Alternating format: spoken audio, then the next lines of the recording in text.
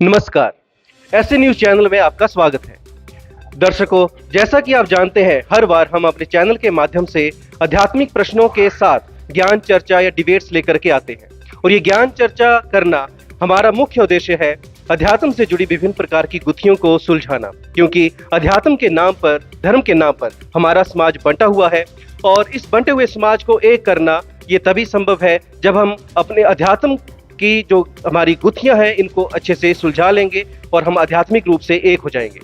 तो इसी सिलसिले में आज हम पहुंचे हैं संत रामपाल जी महाराज जी के सत्संग में। यहाँ जब हम पहुंचे तो हमें कुछ ऐसे श्रद्धालु मिले जो सत्संग में पहली बार आए हुए थे। इनसे बातचीत करके हमें लगा कि इनके कुछ ऐसे आध्यात्मिक प्रश्न हैं जिनका उत्तर जानना न इनके लिए जरूरी है बल्कि हम सब के लिए जरूरी है। तो चलिए बिना समय जाया करते हुए इनसे बातचीत करते हैं। नमस्कार सर। सर, जैसा कि आपसे बात करके हमें पता चला कि विभिन्न प्रकार के प्रश्न आपके दिमाग में है, तो उन प्रश्नों के ऊपर हम चर्चा करेंगे। उससे पहले आप हमारे दर्शकों को बता दें कि आपका सत्संग में आने का मुख्य उद्देश्य क्या था। देखिए, हमने सुना है, सभी संत यही बताते हैं कि मनुष्य जीवन जो है वो बहुत ही अनमोल है।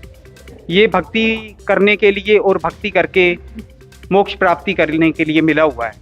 और मोक्ष प्राप्ति में सबसे प्रथम कड़ी जो होती है वो सतगुरु होते हैं। तो जहाँ भी जिन भी संतों का सत्संग होता है तो हम जरूर जाते हैं उसे सुनने के लिए। मेरे साथी के द्वारा मेरे को पता चला कि यहाँ भी एक संत का सत्संग हो रहा है, तो हम उनके कहने पर यहाँ सत्संग सुनने के लिए आ गए। जी, तो संत रामपाल जी महाराज जी का सत्संग आपको कैसा लगा, क्या बताना चाहेंगे आप? देखिए, मैंने संत रामपाल जी महाराज जी का सत्संग सुना, पर मैंने ये पहले ऐसे संत देखे जो प्रत्येक धर्म की निंदा कर रहे हैं और प्रत्येक संतों के ऊपर टीका टिप्पणी कर रहे हैं, उनके ज्ञान को गलत बता रहे हैं। और आज ये सत्संग में बता रहे थे कि राधा स्वामी पंथ जो है ये तो बिल्कुल झूठा है, इनके गुरु जो है इनको तो ज्ञान ही नहीं है। अरे 150 पौने 200 साल हो गया इस पंथ को चले हुए, और ये बोलते हैं, संत रामपाल जी बोलते हैं कि इनको तो ज्ञान ही नहीं है। तो ये बात मेरे को इनकी अच्छी नहीं लगी। जी, तो बहुत महत्वपूर्ण और बहुत बड़ा प्रश्न इन्होंने खड़ा किया है कि संत रामपाल जी महाराज जो है वो टीका टिप्पणी करते हैं अन्य संतों के ऊपर। तो यहाँ संत रामपाल जी महाराज जी के अनुयायी भी हैं। चलिए इन्हीं से उत्तर जानने की कोशिश करते हैं। नमस्कार जी। नमस्कार सर। जी, बताइए हमारे दर्शकों को क्या कहना चाहेंगे। नहीं सर, देखिए, संत रामपाल जी महाराज जो हैं वो दूसरे संतों के ऊपर टीका टिप्पणी नहीं करते, बल्कि उनके ज्ञान को हमारे सदग्रंथों यानी वेद और गीता और जिन महापुरुषों का मोक्ष हुआ है उनकी वाणी से कंपैरिजन करते हैं, ताकि भक्त समाज को ये पता चल सके कि कौन सा संत जो है वो शास्त्रों के अनुसार यानी सही ज्ञान दे रहा है और कौन सा संत जो है वो शास्त्रों के विरुद्ध यानी गलत ज्ञान दे रहा है। क्योंकि सर देखिए, आज पृथ्वी पर हजारों संत हैं और किसी भी संत का ज्ञान जो है एक दूसरे के साथ मैच नहीं करता। तो भगत समाज कैसे पता करे कि कौन सही कह रहा है और कौन गलत कह रहा है। तो इस लिहाजे से संत रामपाल जी महाराज तो परोपकार कर रहे हैं भगत समाज पर, उनका काम आसान कर रहे हैं। और ऐसे ही संत रामपाल जी महाराज ने राधा स्वामी पंथ के ऊपर कोई टीका टिप्पणी नहीं की है, बल्कि उनकी जो पंथ में प्रचलित पुस्तकें हैं उनको केवल हमारे सदग्रंथों से कंपैरिजन मात्र किया है। और ये बात उन्होंने अपने सत्संगों से स्पष्ट कर दी है कि राधा स्वामी पंथ में जो ज्ञान प्रचार किया जा रहा है वो टोटल हमारे शास्त्रों के विरुद्ध है। वो ना तो वेद और गीता से मैच होता है और ना ही उन संतों की वाणी से मैच होता है जिनका मोक्ष हुआ। जी, तो क्या आप संतुष्ट हैं प्रश्न से? अरे नहीं भैया, नहीं, ये भाई साहब गलत बात बोल रहे हैं। और मैंने भी राधा स्वामी सत्संग देखे हुए हैं और अनेक बार देखे हुए हैं, जिसमें कबीर साहिब जी की और नानक साहिब जी की वाणियों के आधार पर सतपुरुष और सचखंड की जानकारी दी जाती है। साथ में सतपुरुष कैसे प्राप्त होंगे उसकी जानकारी दी जाती है। और साथ में राधा स्वामी पंथ के पूरे विश्व में, पूरे हिंदुस्तान में अनेक शहरों में और कस्बों में इनकी ब्रांचेस खुली हुई हैं और करोड़ों अनुयायी इनके जुड़े हुए हैं। और क्या उनको किसी को ज्ञान नहीं है और सिर्फ रामपाल जी को ही ज्ञान है? ये बात गले नहीं उतरती। जी, तो इनका मानना है कि उनके करोड़ों अनुयायी हैं राधा स्वामी मत में, तो क्या उनमें से किसी को ज्ञान नहीं है? तो इसका उत्तर जानने की कोशिश करते हैं हम। नमस्कार जी। सर देखिए, राधा स्वामी पंथ में कबीर परमेश्वर जी और नानक जी, इनकी वाणी तो रेफरेंस में ली गई है, लेकिन आज तक उस वाणी में लिखा क्या है राधा स्वामी वाले समझ नहीं सके। क्योंकि सर ये वाणी जो है इसका समझना जो है हर किसी के बस की बात नहीं। ये संतों के कोड वर्ड्स हैं और केवल तत्वदर्शी संत इस वाणी को समझ सकते हैं। जैसे मैं आपको एक छोटा सा एग्जाम्पल देता हूँ, कबीर साहब जी की एक वाणी है, कबीर गुरु से अधिक ना कोई ठहराई, मोक्ष पंथ ने गुरबिन पाई। यानी कि कबीर साहब स्पष्ट कर रहे हैं कि गुरु के बिना मोक्ष नहीं हो सकता। एक और वाणी है कबीर साहब की कि गर्भगेश्वर गुरु बिना लाग्या हर की सेव, कहे कबीर बैकुंठ से फेर दिया सुखदेव। इन दोनों कबीर साहब की वाणियों से स्पष्ट है कि बिना गुरु के ज्ञान नहीं हो सकता। हम वैकुंठ भी बिना गुरु के, यानी विष्णु लोक गुरु के बिना नहीं जा सकते, तो सतलोक तो बड़े दूर की बात है। लेकिन आपको ये जानकर बड़ी हैरानी होगी कि जो राधा स्वामी पंथ के प्रवर्तक थे शिवदयाल जी, उनका खुद का कोई गुरु नहीं था। और ये बात इन्हीं की पुस्तक जीवन चरित्र स्वामी जी महाराज के पृष्ठ नंबर 28 पे लिखी हुई है कि शिवदयाल जी का कोई गुरु नहीं था। तो मैं आपसे पूछना चाहता हूँ, मैं इनसे पूछना चाहता हूँ कि फिर राधा स्वामी पंथ वाले अगर कबीर साहब की वाणी को सत्य मानते हैं, तो फिर शिवदयाल जी का मोक्ष कैसे हुआ बिना गुरु के? तो इससे ये बात स्पष्ट है कि राधा स्वामी पंथ जो है उसमें जो भी ज्ञान वो दे रहे हैं वो संतों की वाणी के आधार पर नहीं दे रहे हैं, और ये निगुरा पंथ है राधा स्वामी पंथ। जी सर, ऐसी बात है, इन्होंने कहा था कि राधा स्वामी में सतलोक और सतपुरुष के बारे में बताते हैं। सर, राधा स्वामी की जो पुस्तकें हैं, एक पुस्तक है सारवचन राधा स्वामी वार्तिक, उस पुस्तक में सतनाम को डिफाइन करते हैं। और सतनाम में क्या डिफाइन करते हैं? सतनाम को ही सार नाम, उसी को सतलोक और उसी को सतपुरुष करके डिफाइन करते हैं। मतलब सतनाम ही सब कुछ है। जबकि संत रामपाल जी महाराज बताते हैं कि जो सतनाम है मोक्ष प्राप्त करने के चरण में एक 2 अक्षर का मंत्र है, और इसके अलावा भी भिन्न एक सार नाम है जो कि 3 अक्षर का एक मंत्र है, जिसको सभी सदग्रंथों से भी प्रमाणित करते हैं। संत रामपाल जी महाराज हमारे पवित्र शास्त्र जैसे गीता, उसमें अध्याय 17 के श्लोक 23 में एक मंत्र दिया है कि ओम तत्सत।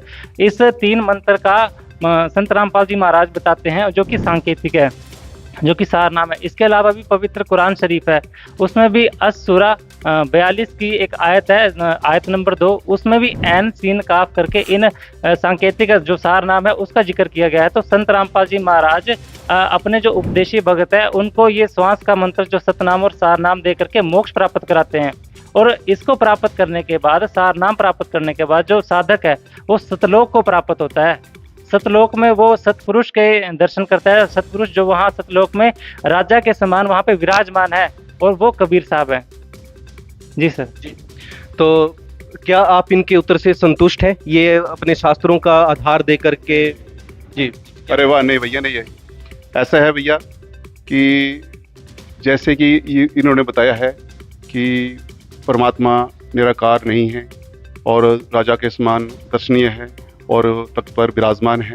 मैंने कई संतों के प्रवचन सुने हुए हैं, जैसे कि राधा स्वामी पंथ के, धन धन सतगुरु अपना शिक्षा वालों के, और शाही बंदगी जम्मू राजड़ी वालों के, और निरंकार पंथ के, और साथ में संत अपने जितने भी संत हुए हैं और भी संत हैं उनके मैंने अनेक संतों के प्रवचन सुने हुए हैं, जिसमें सब संतों का एक ही मत है कि परमात्मा निराकार है और मोक्ष प्राप्त प्राणी की आत्मा जो है वो उस निराकार परमात्मा में जैसे विलीन होती, जैसे समुद्र में बूंद मिल जाती है।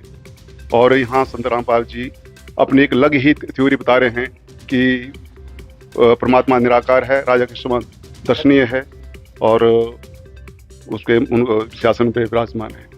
और साथ में कबीर साहब को सतपुरुष की संज्ञा दी गई है। कबीर साहब तो एक खुद भक्त थे और खुद संत थे, ये बात हमारे गले नहीं था। जी, तो दर्शकों, ये इनका मानना है कि उन्होंने कई संतों के सत्संग सुने हैं और सभी संत बोलते हैं कि परमात्मा निराकार है, जबकि संत रामपाल जी महाराज जी के शिष्य बोल रहे हैं कि परमात्मा जो है वो साकार है और कबीर साहिब ही परमात्मा है, ये इनका मानना है। तो चलिए, इनको जो इन्होंने अभी प्रश्न खड़े किए हैं कि इन्होंने सभी संतों के सत्संग में सिर्फ निराकार परमात्मा का ही वर्णन सुना है, तो इसके विषय में क्या कहना चाहेंगे सर? सर, ऐसा बात है कि जो परमात्मा है वो साकार ही है। संत रामपाल जी महाराज अपनी तरफ से कुछ नहीं कहते, वो सभी पवित्र धर्म की सदग्रंथों से प्रमाणित करके बताते हैं। जैसे संत रामपाल जी महाराज ने पवित्र वेदों में से यजुर्वेद है उसका अध्याय 5 के मंत्र 1 में वहाँ पे 2 बार प्रमाण है कि उस परमात्मा का शरीर है। इसके अलावा भी ऋग्वेद है उसके मंडल नंबर 9 सूक्त 82 के मंत्र 1 और 2 में प्रमाण है कि वो परमात्मा सतलोक में सिंहासन पर राजा के समान दर्शनीय है और अच्छी आत्माओं को आकर के मिलता है। उपदेश करने के लिए, ज्ञान उपदेश करने के लिए उनको मिलता है, और वह कबीर देव हैं, कबीर साहब हैं। इसी तर्ज पर जो कबीर साहब हैं हर युग में आते हैं, इस कलयुग में भी आए थे, और जब काशी में आए थे तो नानक देव जी हैं, संत गुरु नानक देव जी जो सिख धर्म के प्रवर्तक हैं, उनको बेई नदी में आकर के मिले और उनकी आत्मा को वहाँ से सतलोक लेकर के गए।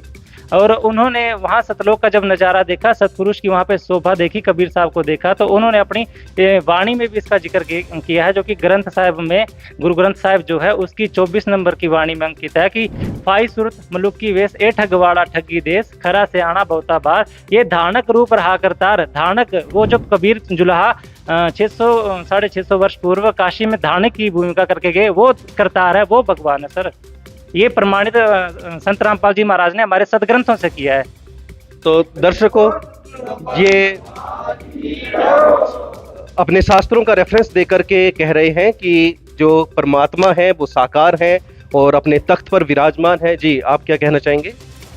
सर, जैसे इन्होंने कहा कि वो सतपुरुष यानी कबीर साहब जो अच्छी आत्माओं को आके मिलते हैं, तो उसी तर्ज पे कबीर साहब जो थे वो धर्मदास जी को भी मिले हैं, बांधवगढ़ वाले जो धर्मदास हुए हैं। और जब धर्मदास जी को वो सचखंड लेकर गए तो धर्मदास जी ने जो नज़ारा वहाँ सचखंड में देखा, उसका सारा वर्णन कबीर सागर में उन्होंने किया है। ज्ञान प्रकाश नामक चैप्टर है कबीर सागर में, 498 नंबर पृष्ठ पे। तो उसमें सतलोक में जो उन्होंने नज़ारा देखा उसका वर्णन करते वो बताते हैं धर्मदास जी कि वहाँ पे जो उन्होंने आत्माएं देखी वो निराकार नहीं थी, बल्कि वो उनका हमारी तरह शरीर था। उन्होंने वस्त्र पहन रखे थे, उन्होंने मालाएं पहन रखी थी, उन्होंने आपस में बातचीत की।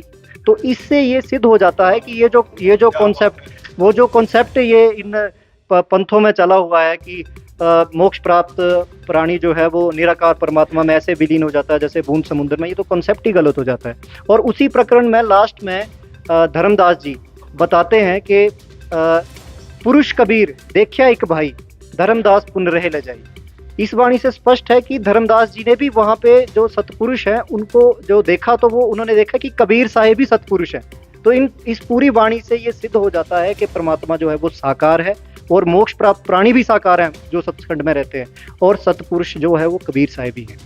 जी, तो दर्शकों, संत रामपाल जी महाराज जी के अनुयायी जो है ये पूरे अपने शास्त्रों का रेफरेंस दे रहे हैं, पूरे संदर्भ दे करके बता रहे हैं कि कहाँ, कौन से ग्रंथ में, कौन सी किताब में क्या लिखा हुआ है। जी, अब कोई कुछ कहना चाहते हैं?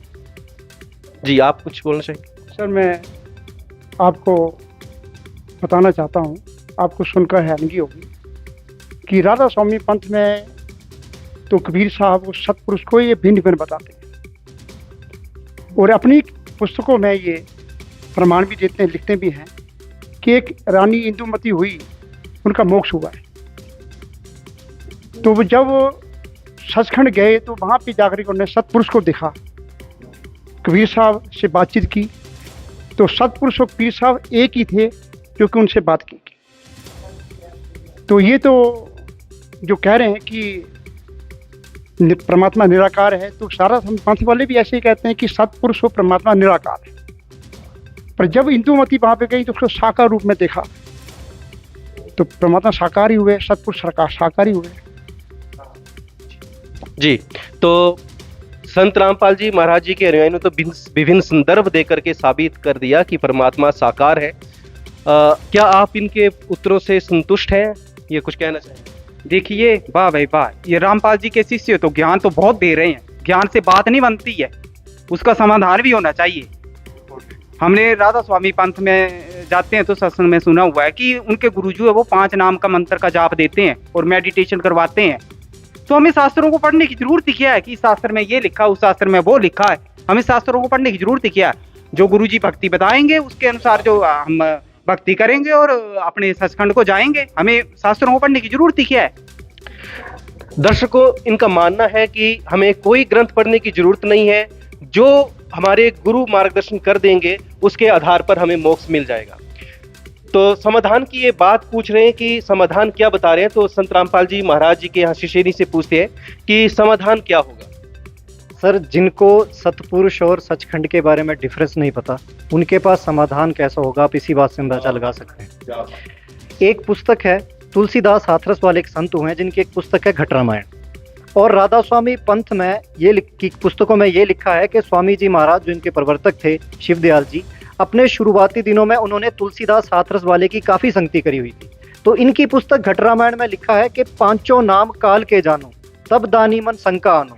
ये वाणी स्पष्ट करती है कि जो 5 नाम राधा स्वामी पंथ में दे रहे हैं ये तो सिर्फ काल तक के हैं, इनसे मोक्ष नहीं हो सकता। मोक्ष तो 2 अक्षर के सतनाम से होगा, जिसके बारे में गुरु नानक देव जी अपनी वाणी में कहते हैं कि जे तू पढ़िया पंडित बिन 2 अक्षर 2 नामा, प्रणवत नानक इक लंघावे जेकर सच समावा। और आपको जानकर हैरानी होगी कि इस वाणी को राधा स्वामी पंथ वाले भी अपनी पुस्तक संत मत प्रकाश भाग 4 में ले रहे हैं, लेकिन इस वाणी को समझ में इनके नहीं आई, जिस वजह से ये अभी भी 5 मंत्रों का जो है वो जाप दे रहे हैं। और अब रही बात हठयोग की, तो जो हठयोग का विधान है यानी मेडिटेशन करने का विधान है, ये तो हमारे शास्त्रों में मना किया हुआ है। हमारी जो गीता है उसके अध्याय नंबर 3 के श्लोक नंबर 6, 7, 8 में जो है वो तप करने वाले को यानी हठयोग करने वाले को मूर्ख कहा है। ऐसे ही गीता जी के 17वें अध्याय के 5वें, 6ठे, 7वें श्लोक में भी जो है तपस्या करने के विधान को गलत बताया हुआ है। तो मैं अंत में यही कहना चाहूँगा कि ये जो 5 नाम की विधि है और ये मेडिटेशन करने की जो विधि राधा स्वामी पंथ में प्रचलित है, उनका कोई भी हमारे सदग्रंथों में प्रमाण नहीं है। तो दर्शकों, संत रामपाल जी महाराज जी के अनुयायी से बात करके हमें पूरे संदर्भ इन्होंने दिए कि जो समाधान की बात इन्होंने कही कि हमें सदग्रंथों को पढ़ने की जरूरत नहीं है, तो ये उन्हीं सदग्रंथों के आधार पर बोल रहे हैं कि संत रामपाल जी महाराज उन्हीं का रेफरेंस दे करके हमें सदभक्ति बता रहे हैं और मोक्ष का रास्ता बता रहे हैं। जी, क्या बोलना चाहेंगे आप? कि मैं आपको बताना चाहूँगा सर कि राधा स्वामी पंथ में तो ये बताते हैं कि जो साधक है राधा स्वामी पंथ में जो साधना करता है उसके जो पाप कर्म है वो करते नहीं, चाहे वो उनकी टांग टूटे, चाहे उनका हाथ कटे, चाहे वो उनको पैरालाइज हो जाए, कुछ भी हो जाए, वो उसका कोई समाधान नहीं हो सकता है और ये कुछ चेंज नहीं हो सकता है। जी, आप इतने विश्वास के साथ कैसे बोल सकते हैं कि राधा स्वामी पंथ में जो अनुयायी हैं उनके कोई पाप नहीं कटते? इतने विश्वास के साथ आप कैसे कह सकते हैं? देखिए, मैं राधा स्वामी में +18 रहा हूँ, वर्ष तक की वहाँ पे मैंने काटे हैं और काट करके जो मेरे को वहाँ से मिला है या मेरे को प्राप्त हुआ है मैं उसके बारे में। तो 18 वर्ष का समय अपने आप में काफ़ी लंबा अरसा होता है जो आपने राधा स्वामी पंथ में भक्ति विधि उनकी फॉलो करी। तो कृपया आगे आकर के हमारे दर्शकों को अपना अनुभव जो है वो विस्तार से साझा करें कि आपका क्या अनुभव रहा और किस तरह से आप इनको जो हमारे यहाँ पर श्रद्धालु आए हुए हैं इनको कैसे संतुष्ट करेंगे कि किस तरह का समाधान वहाँ पर दे रहे हैं और संत रामपाल जी महाराज जी ने आपको क्या समाधान दिया। तो कृपया विस्तार से हमारे दर्शकों को इसके बारे में जानकारी दें। ठीक है जी, मैं बिल्कुल बताऊंगा इसके बारे में, संक्षिप्त में बताऊंगा आपको कि जिस समय मैं राधा स्वामी पंथ में गया था और मेरे को जब वहाँ से दीक्षा मिली, जो उसका दीक्षा का जो उन्होंने बताया कि इस तरीके से इस ढंग से इसको करना है और इस चीज़ के मेडिटेशन या इसका सिमरन करना है, तो मैंने उसको जब सिमरन चालू किया तो मेरे को परिणाम ये मिला कि दिन मैं वहाँ पे मुझे को प्राप्ति तो हुई, तो मैं बड़ा खुश हुआ। जैसे कि घंटियाँ बजना चालू हो गई तो बड़ा खुश हुआ कि नहीं, भक्ति तो अच्छी है। अब उसके बाद जो है ना, मैं जब हुआ तो मैंने देखा कि उससे बातचीत की मैंने अपने बाकी सेवादारों से, तो उन्होंने बोला कि आपका तो काम बन गया, तो मैं भक्ति को और बढ़ा दिया और मैं जब जोरों शोरों से उस भक्ति को करने लगा तो मेरे को कुछ और भी उपलब्धि हुई है। जब वो उपलब्धि हुई तो जैसे शंख बजना, मृदंग बजना, वो ऊपर जाके बीना बजना, इस तरीके से जो है ना हमारे को गर्जना होनी है, इस तरीके से प्राप्त हुआ। तो मैं बड़ा खुश हुआ फिर भी, यानी कि नहीं, मेरे को सब कुछ मिल गया। अब मैं चलता गया, चलते चलते जब मैं 19 साल व्यतीत हो गए यहाँ पे, तो मैं उस समय जो सेवा थी मेरी, वो जो यहाँ पे राधा स्वामी के प्रवक्ता हैं अपने बाबा गंदर सिंह ढिल्लों, उनकी जो कोठी है, मैं वहाँ पे सेवा मेरे को मिली। उनके नंबर गेट में मैं एक सिक्योरिटी के तौर पे खड़ा होता था और वहाँ पे सिक्योरिटी किया करता था। तो ऐसा था कि कुछ एक ऐसी समस्या थी कि जब मैं लोगों को देखता था और बाकी को देखता था तो मैं देखता कि इनको प्रॉब्लम क्यों आ रही है। इसलिए आ रही होगी कि ये शायद भक्ति नहीं करते होंगे अच्छे सही ढंग से, क्योंकि मैं अपनी भक्ति को संतुष्ट था और मैं पीछे चल रहा था। ये नहीं पता था कि किस चीज़ का मेरे लाभ हो रहा है, कहाँ से लाभ मिल रहा है, अभी मैं जानता नहीं था। तो मैं हैरान था इसके बारे में कि मैं बिल्कुल ठीक हूँ, चल रहा हूँ, और ये कई जो है कोई टांग से लंगड़े हैं, कोई कुछ है। तो ये शायद भक्ति कम करते होंगे। परंतु ये तो सब चल रहा था, पर जब 19 साल में वहाँ पे 18 साल काटे हैं, उसके बाद जब मेरे को खुद प्रॉब्लम हुई है तो मेरी टांगें बैठ गई, सूजने होगी, और ये टांगें सूज गई मेरी। तो मेरे को चलना फिरना बैठना उठना सब मुश्किल हो गया। वो चलना पड़ा जब मुश्किल हो गया तो मैं अपने आप को सोचा कि ये क्या हुआ मेरे साथ, जबकि मैं इतनी भक्ति करने के बाद, इतनी उपलब्धि होने के बाद, तब भी मेरे को जो प्रॉब्लम आने शुरू होगी। तो मैंने सोचा कि भक्ति कैसी होगी। तो इन्हीं के एक शब्द है, तो उस शब्द में जैसे कबीर साहब का शब्द है, सॉरी, तो मैं बताऊंगा कि उनका एक शब्द है कि जो सतगुरु मुझे पूरा पावे, आंख न मूंदे कान न नोंदे न अंध झींगा सुनाते, वो सतगुरु मुझे पूरा पावे। तो मेरे को वो ये एकदम धक्का ऐसा लगा, तो ये शब्द जो इसमें आया है, तो सो ये शब्द कहाँ से आया, तो वो पूरा सतगुरु कौन होगा जो को मेरे को जो है इन चीज़ों से छुड़ा सकेगा। तो उसके बाद जो है एक और शब्द है कि जब मैंने एक और है कर नैनो दिहार महल में प्यारा है, जो 106 नंबर पेज है, वो है एक व्यास में जब नाम लेते हैं उसके बाद वो किताब मिलती है, संतों की बात, 5वां शब्द है। उस शब्द में दिया कर नैनो दिहार महल में प्यारा है। तो उसमें भी क्या है कि क्लास में जाकर के मैं थोड़े 2 पंक्तियाँ बताऊंगा आपको। उसमें दिया हुआ कि झूठी आदि माया कीनी चतुराई झूठी बाजी पिंड दिखा। तो ये जो शब्द मैंने देखा तो उसमें लिखा है कि अंड पंड से पार जो देश हमारा है। तो फिर ये मेरे को समझाई कि ये तो फिर ये जो भक्ति में कर रहा हूँ, जो मेरे को उपलब्धि नहीं आई, ये तो फिर ये 10वें द्वार के बीच में रही है, अंडपिंड में रही है। तो अंडपिंड की प्राप्ति हुई मुझे, इससे बाहर तो मैं जा नहीं सका। तो इसलिए जब मैं यहाँ पे आया हूँ तो मुझे जब ये प्राप्ति हुई है, तो मैं एक मोबाइल है उसमें जब देखा तो संत रामपाल का शिक्षी रचना भाग बन जब आया, तो मैंने किस संत की बात कर रहे हैं आप? संत रामपाल महाराज जी, जब उनका जो सत्संग आया तो उसमें आया था शिक्षी रचना भाग बन। तो जब मैंने उस शिक्षी रचना भाग बन सुना तो साइड में एक किताब थी मेरी की, जो कि मैंने फिरोजपुर से मंगाई थी, अनुराग सागर, उसमें भी शिक्षी रचना थी।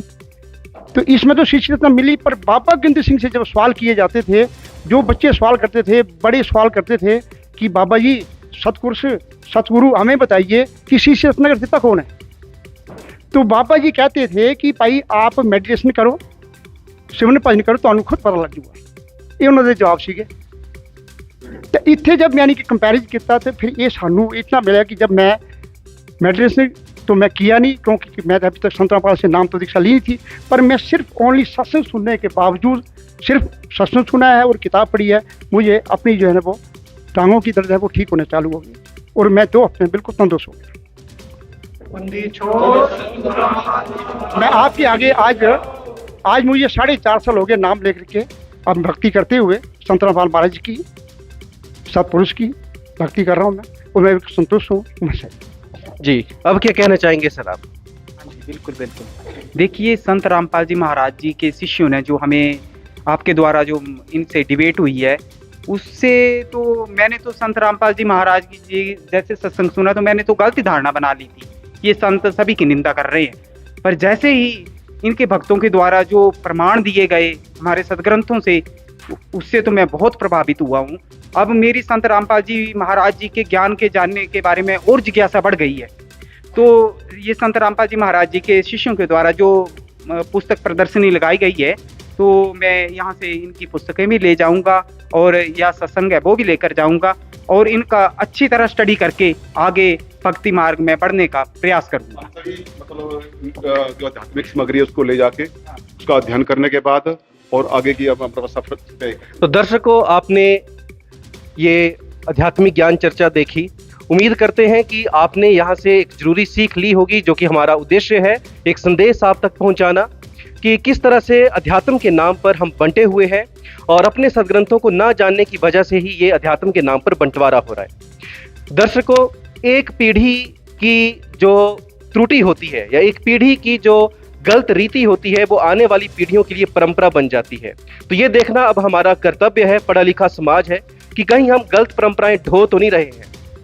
तो आपसे उम्मीद करते हैं कि आप भी अध्यात्म के प्रति अपनी रुचि दिखाएंगे और जो ये बात कर रहे हैं संत रामपाल जी महाराज जी के अनुयायी सारी संदर्भ के आधार पर बात कर रहे हैं, हर बात का रेफरेंस इन्होंने दिया है।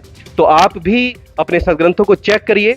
www.jagatgururampalji.org इनकी वेबसाइट है, वहां पर ये सारा ज्ञान उपलब्ध है, उसका अध्ययन करिए। और यदि कोई प्रश्न आपके भी बनते हैं तो आप भी अपने प्रश्न पूछ सकते हैं। उम्मीद करते हैं आपको ये ज्ञान चर्चा अच्छी लगी होगी। हमसे जुड़े रहने के लिए धन्यवाद।